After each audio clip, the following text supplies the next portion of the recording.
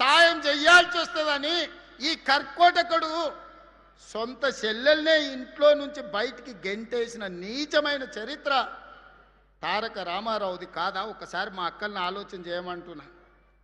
చెడిపోయి పుట్టింటికి పోకూడదని అంటారు పెద్దలు, కానీ ఒకవేళ చెల్లి కష్టాలలో ఉండి ఇంటికి వస్తే వేల కోట్ల రూపాయల ఆస్తి ఉన్నోడు సొంత తొడబుట్టిన చెల్లెలకు సాయం చేయకుండా ఇంట్లో నుంచి గెంటేస్తే కన్న తండ్రి కళ్ళు మూసుకొని పోయినాడా? కన్న తండ్రి ఏమన్నా ధృతరాష్ట్రుడా?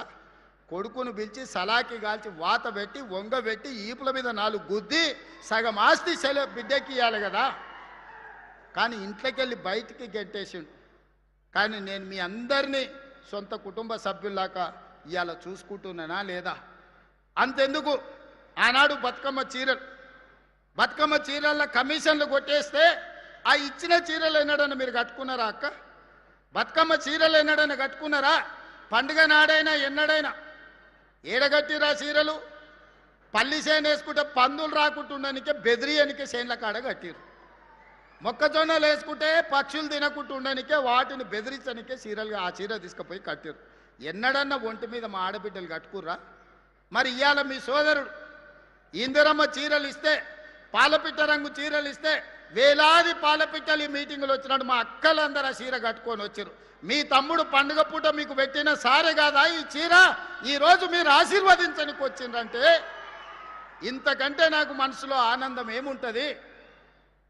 సోదరుడిగా నేను మీకు పెట్టిన చీరను సారె కింద భావించి ఈరోజు వేలాది మంది ఈ చీర కట్టుకొని మీరు ఇక్కడికి వస్తే నా ఆలోచన, మా సీతక్క విధానం ఈరోజు మీకు సహాయంగా నిలబడ్డ వాస్తవం కాదా?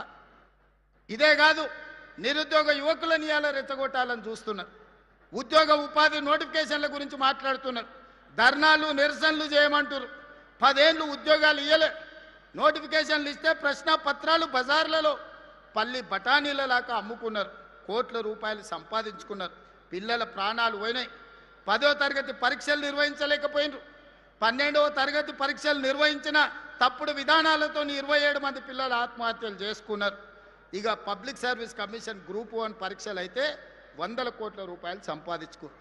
కానీ అదే మన ప్రభుత్వం వచ్చిన తర్వాత 70,000 ప్రభుత్వ ఉద్యోగాలు గ్రూప్ 1, గ్రూప్ 2, గ్రూప్ 3, గ్రూప్ 4, అదేవిధంగా పోలీస్, మెడికల్ అండ్ హెల్త్ వివిధ శాఖల్లో 70,000 ప్రభుత్వ ఉద్యోగ నియామకాలు చేపట్టి నిరుద్యోగ యువకుల యొక్క ఆకాంక్షల్ని, కలల్ని నెరవేర్చడానికి మన ప్రభుత్వం పనిచేసిన మాట వాస్తవం కాదా? ఇవాళ మళ్ళీ పోలీస్ నోటిఫికేషన్లు ఇచ్చినాం, పబ్లిక్ సర్వీస్ కమిషన్ నుంచి నోటిఫికేషన్లు ఇచ్చినాం. ఇవాళ పోలీసులకు ఇంకా నోటిఫికేషన్లు ఇవ్వంటూ అన్ని ఖాళీలు మీకోసమే, విడతల వారి నియామకాలు చేపడతాం. వయసు మీకోసమే సడలించినాం.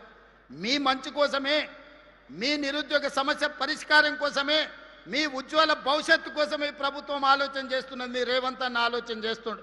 నా కుటుంబంలో ఎవరు ఉద్యోగాల కోసం పోయేది లేదు. ప్రభుత్వంలో మేము కింద మీద చేసేది లేదు. పేదల కోసమే, దళితుల కోసమే, గిరిజనుల కోసమే, మైనారిటీల కోసమే, మహిళల కోసమే ఈ ప్రభుత్వం పనిచేస్తుంది.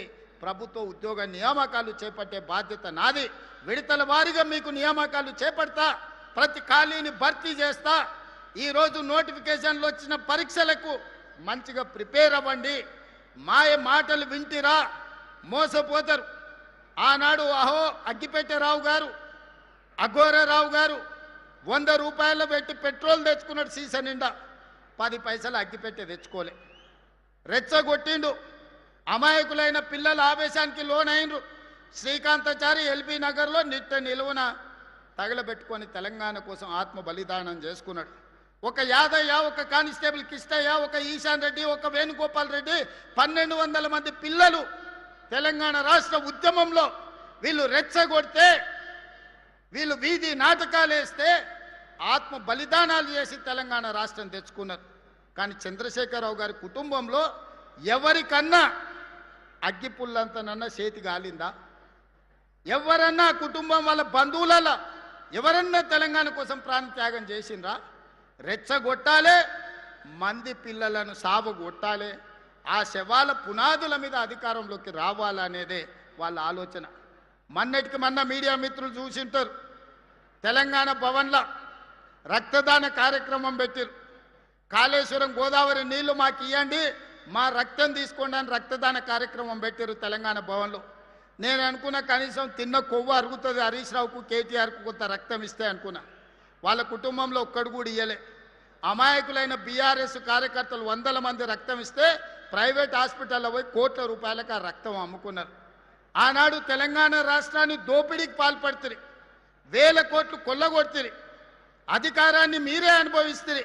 చివరికి రోజు ప్రతిపక్షంలో ఉంటే మీ కార్యకర్తల రక్తాన్ని కూడా మోసం చేసి తీసుకొని ప్రైవేట్ హాస్పిటల్కి అమ్ముకొని పైసలు సంపాదించుకుంటున్నంటే మీరు మనుషుల, రాక్షసుల, రక్త పిపాసుల అని నేను ఈరోజు వేదిక మీద నుంచి అడుగుతున్నా. ఎందుకు ఇవ్వలేదే కేసీఆర్? ఆయనకు ఆరోగ్యం బాగాలేదనుకుందాం. హరీష్ రావు, కేటీఆర్ పాదయాత్రలు చేస్తాం, గోడలు దుంపుతాం అంటుండు కదా, చుక్క రక్తం కూడా ఎందుకు ఇవ్వలేదు మన రక్తదానంలో అని అడుగుతున్నా. రాజ్యసభ తీసుకున్న సంతోష్రావు ఎందుకు ఇవ్వలేదు? మంత్రి పదవి తీసుకున్న ఎర్రబల్లి దయాకర్ రావు ఎందుకు రక్తం ఇవ్వలేదయా? ఎందుకు ఇవ్వలేదు? వినోద్ రావు ఎందుకు ఇవ్వలేదు? వాళ్ళు మాత్రం ఏమి ఇయ్యరు, సిల్లు గవ్వియ్యరు, సుక్క రక్తం పొట్టివ్వరు. తెలంగాణ ప్రజల సొమ్ము 1000 కోట్లు కొల్లగొడతారు. చివరికి కార్యకర్తల రక్తాన్ని కూడా అమ్ముకునే రక్త పిపాసులు ఈరోజు కేసీఆర్ కుటుంబం అని నేను చెప్పదలుచుకున్నా. అందుకే యువ మిత్రులారా, మీ జీవితాలను నాశనం చేసుకోకండి, మీ ప్రాణాలు త్యాగం చేసుకోకండి, మీ సమయాన్ని వృధా చేసుకోకండి. మీరు ధర్నాలను, నిరసనలను పోతే పోలీసులు ఏవైనా కేసులు పెడితే మీ ఉద్యోగ ఉపాధి అవకాశాలు దెబ్బతింటాయి. ఆనాడు తెలంగాణ ఉద్యమంలో పెట్టిన కేసులు ఈనాటికి మిమ్మల్ని వెంటాడుతున్నాయి, వేటాడుతున్నాయి. అందుకే మీ సోదరుడు మీ రేవంత్ అన్న ఇక్కడ ఉన్నంత కాలం మీ ఉద్యోగ ఉపాధి అవకాశాల కోసం 100% మీకోసం కృషి చేస్తా, మీ సమస్యల్ని పరిష్కరిస్తా అని చెప్పదలుచుకున్నా. ఒక పక్కన రైతుల కోసం, మరో పక్కన మా ఆడబిడ్డల కోసం, ఇంకొక పక్కన నిరుద్యోగ యువకులు, విద్యార్థుల కోసమే ఈ రాష్ట్ర ప్రభుత్వం ఉన్నది. రైతు సంక్షేమం కోసం, రైతుల అభివృద్ధి కోసం, మహిళల అభ్యున్నతి కోసం, నిరుద్యోగ యువకుల ఉద్యోగ ఉపాధి కోసం మన ప్రభుత్వం పనిచేస్తుంది. నిండు మనసుతో మీరు ఆశీర్వదించండి. అదేవిధంగా నిన్న మన వాళ్ళు మాట్లాడి చర్చిద్దాం, సవాలు చేద్దామని శాసనసభలో. మళ్ళీ చెప్తున్న మీడియా మిత్రులారా రాసుకోండి, సెప్టెంబర్లో శాసనసభ సమావేశాలను పెడతాను. నేను ఒక పోలిక నేను మీకు చెప్పదలుచుకున్నా. ఆనాడు చంద్రశేఖరరావు గారు ముఖ్యమంత్రి అయ్యిండు. చంద్రశేఖరరావు గారు ముఖ్యమంత్రి అయితే హరీష్ రావు గారు, తారక రామారావు గారు మంత్రి అయ్యిండ్రు. నేను ముఖ్యమంత్రి అయితే మా సుయితక్క, కొండా సురేఖని మంత్రులను చేసిన నేను. ఆనాడు చంద్రశేఖరరావు ముఖ్యమంత్రి అయితే ఆయన ఎర్రబల్లి దయాకర్ రావుని మంత్రిని చేసిండు. నేను ముఖ్యమంత్రి అయితే మా అడ్లూరు లక్ష్మణ్ని నేను మంత్రిని చేసిన. ఆనాడు చంద్రశేఖరరావు గారు ముఖ్యమంత్రి అయితే ఆయన బిడ్డను ఎంపీ చేసుకున్నాడు, ఓడిపోతే ఎమ్మెల్సీ చేసుకున్నాడు.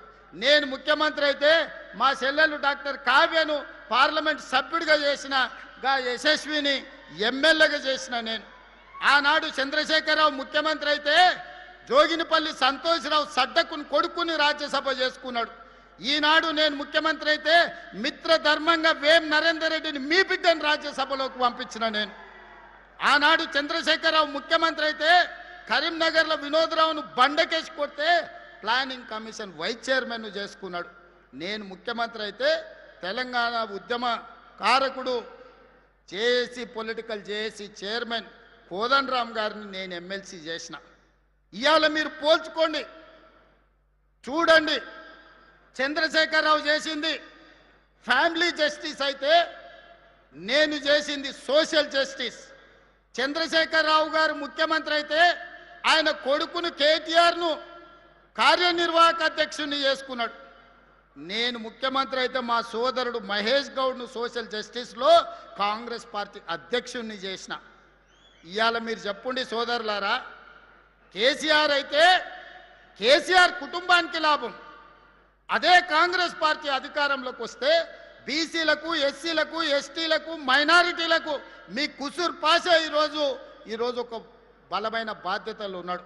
ఒక అజరుద్దీన్ ఈరోజు ఒక మంత్రిగా రాణిస్తున్నాడు. అందుకే ఈనాడు నేను స్పష్టంగా సవాల్ విసురుతున్నా. చంద్రశేఖరరావు ముఖ్యమంత్రి అయితే ఎవరెవరికి లాభం జరిగిందో, అదే ఇందిరమ్మ రాజ్యం ప్రజాపాలన వస్తే ఏ రకంగా సీతక్క కొండ సురేఖమ్మ మంత్రులైండో, ఏ రకంగా అడ్లూరు లక్ష్మణ్ మంత్రి అయిండో, ఏ రకంగా అజరుద్దీన్ మంత్రి అయిండో, ఏ రకంగా డాక్టర్ కావ్య ఎంపీ అయిందో, యశస్విని ఎమ్మెల్యే అయిందో, వేం నరేందర్ రెడ్డి రాజ్యసభ అయిందో, లెక్కలన్నీ పక్కాగా నేను చెప్తా. ప్రొఫెసర్ కోదండరామ్ ఏ రకంగా ఎమ్మెల్సీ అయిందో, ప్రొఫెసర్ జయశంకర్ గ్రామం రెవెన్యూ విలేజ్ ఏ విధంగా అయిందో నేను లెక్క చెప్తా. ఆ గ్రామానికి మా అన్న చెప్తున్నాడు 10 కోట్ల రూపాయలు డెవలప్మెంట్కి ఇచ్చినామని. ఆయన మాత్రం చింతమడకకి ఇచ్చుకున్నాడు. అవి కూడా ఇచ్చిండో కమిషన్లు కొట్టేసిండో నాకైతే తెలియదు. అందుకే ఈనాడు మిత్రులారా, ఇది ప్రజాపాలన. ఒకటొకటిగా సమస్యల్ని పరిష్కరించుకుంటున్నాం, మెల్లమెల్లగా కూడా తీసుకుంటున్నాం. ఈరోజు బోల్తా కొట్టిన బండిని పట్టాలు ఎక్కించినాం, ఇక పరిగెత్తిచ్చుడే ఉన్నది. మీ అందరి సహకారం, మీ అందరి ఆశీర్వాదం ఉండాలి. నిండు మనసుతో ఏ విధంగా అయితే పరికాలలో మొన్న ప్రకాశ్ అన్నని గెలిపించినరో, రాబోయే 2029లో రెట్టించిన మెజారిటీతోని ఈ ప్రాంతంలో గెలిపించండి. ఆ పక్కన దొంతి మాధవరెడ్డి గారిని, మిగతా వాళ్ళని, వేదిక మీద ఉన్నోళ్ళని, గక్కనే మన నాయన రాజేందర్ ఉన్నాడు. వరంగల్కి అండర్ గ్రౌండ్ డ్రైనేజ్ ఇస్తే ఏం అడగను అన్నాడు. 6,000 కోట్లతో అండర్ గ్రౌండ్ ఇచ్చిన. మళ్ళీ ఎంబడే వచ్చి అవుటర్ రింగ్ రోడ్ కావాలన్నాడు, అది కూడా ఇచ్చిన. మళ్ళీ వచ్చిన అన్నగా ఎయిర్పోర్ట్ ఇస్తామంటే గది కూడా అవుతుందని ఎయిర్పోర్ట్ కూడా నేనే ఇచ్చిన.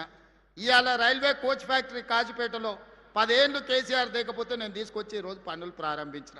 మీరు చెప్పండి మిత్రులారా, ఆనాటి ప్రభుత్వంలో నిజాం కాలంలో నడిచిన ఎయిర్పోర్టు బంద్ అయితే ఒక్క రోజన్న మీ దిక్కు చూసిండా?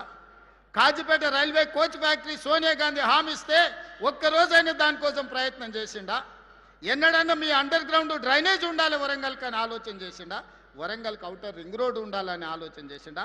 కాకతీయ మెగా టెక్స్టైల్ పార్కులో మీకు ఉద్యోగ ఉపాధి అవకాశాలు ఉండాలి అని ఆలోచన చేసిండా? సమ్మక్క సారలమ్మ మందిరం, 100 ఏళ్ళ చరిత్ర ఉన్న సమ్మక్క సారలమ్మ మందిరం వైపు కూడా మళ్ళీ చూడలే ఆనాటి ముఖ్యమంత్రి. ఈనాడు పొంగులేటి శ్రీనివాసరెడ్డి గారి పర్యవేక్షణలో అద్భుతంగా ఈరోజు సమ్మక్క సారలమ్మ మందిరాన్ని నిర్మించుకున్నాం కదా, వన దేవతలను పూజించుకుంటున్నాం కదా. ఇది మా సోషల్ జస్టిస్. సామాన్యుల కోసం పనిచేసే ప్రభుత్వం, మీకోసం పనిచేసే ప్రభుత్వం, మీలో కలిసిమెలిసి ఉండే ప్రభుత్వం.